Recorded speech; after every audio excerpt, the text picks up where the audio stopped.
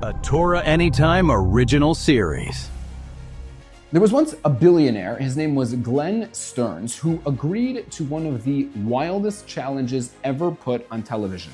He was approached by people who offered him the following challenge. They said, we're gonna take away your name, your money, your contacts, your status. You're gonna be dropped off in a random city with just $100, a pickup truck, and a phone with no contacts, and you'll have 90 days to build a business worth $1 million, 90 days. So he accepted the challenge, and he suited up in some nondescript clothes, and he was dropped off in the city of Erie, Pennsylvania. Now picture that, you've got $100, you know no one, you're in a city you've never heard of. What would you do first? So most people would just start panicking. Where do I sleep? Where do I eat? But not him. The first thing Glenn Stearns did in Erie, Pennsylvania was walk down the street, go to the first stranger he met, and asked him, where is the closest synagogue? A synagogue. Of all the places he could have wanted to start, he chose to start with a synagogue. He wasn't Jewish, but something inside of him understood a secret that's ancient and eternal.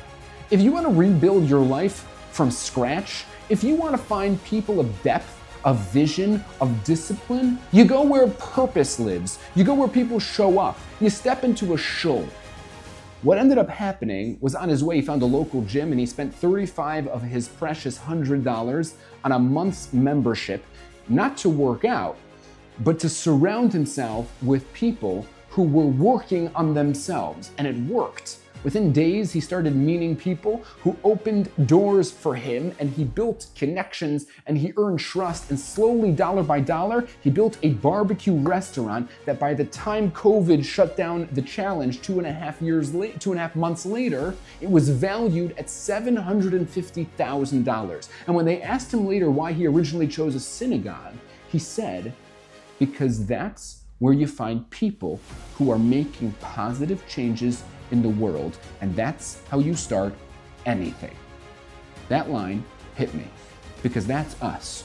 We are the people who walk into the gym of the soul every day, and we push ourselves to grow and to rise and to become more than we were yesterday.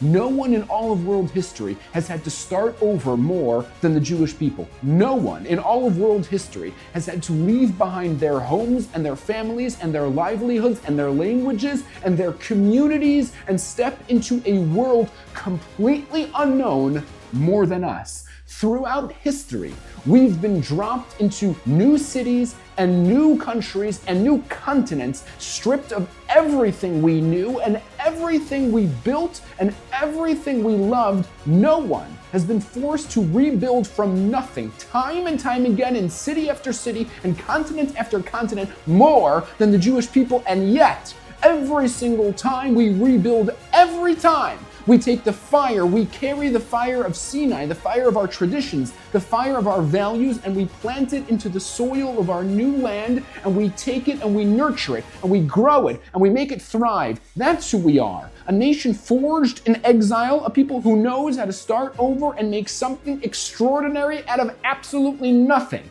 We are the masters of reinvention, the world champions of resilience. No one in history has had to reroute themselves as many times as we have. No one in history has been tested by the necessity of beginning again more than we have. And no one has done it with the determination and with the courage and with the vision of the Jewish people. We are the people who turn adversity into opportunity. We are the people who take fire and turn it into light, and take ashes and somehow, some way turn them into flames. We are the people who, no matter where we're dropped, whether in a tiny town, a massive city, a foreign land, or a strange continent, we always rise and we build and we grow and we thrive. We are the people who always find our way back to shul, back to Torah, back to our values, back to each other. We are the people who never stop growing and never stop striving and never stop turning every challenge into a triumph. That's who we are. And that's our legacy. That's our fire. A people who take every exile, every challenge, every new beginning, and turn it into a force that changes the world.